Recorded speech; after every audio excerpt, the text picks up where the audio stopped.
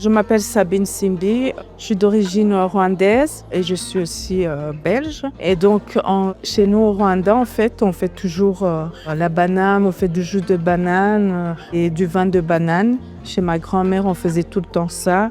Et ici en Belgique aussi, ma maman continue à faire ça. On récupérait à chaque fois les bananes qui sont très très mûres dans les supermarchés ou dans les épiceries.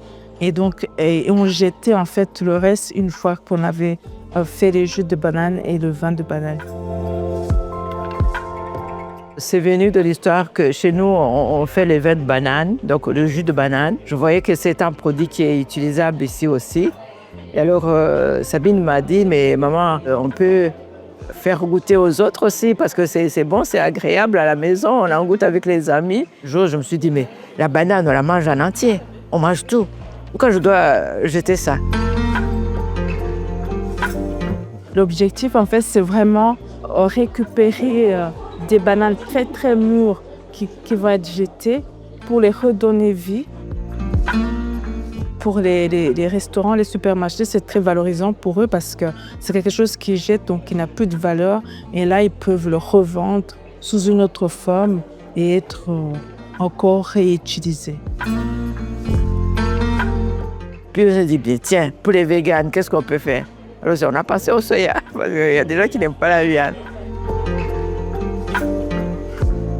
Et donc c'est là que nous est venue l'idée en fait de ce projet de faire du jus. Et ce qui reste encore, on le récupère pour en faire des boulettes végé, donc avec du soja et d'un autre côté haché de viande en fait. C'est le produit que j'achèterais bien dans un supermarché ou l'épicerie.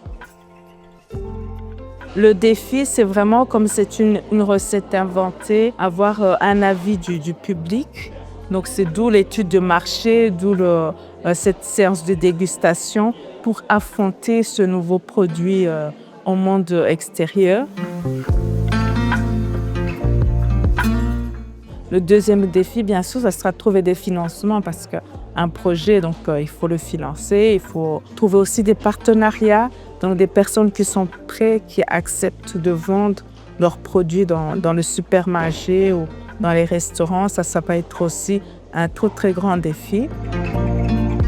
C'est simple, facile, surtout pour les fêtes, quand on veut faire des apéros.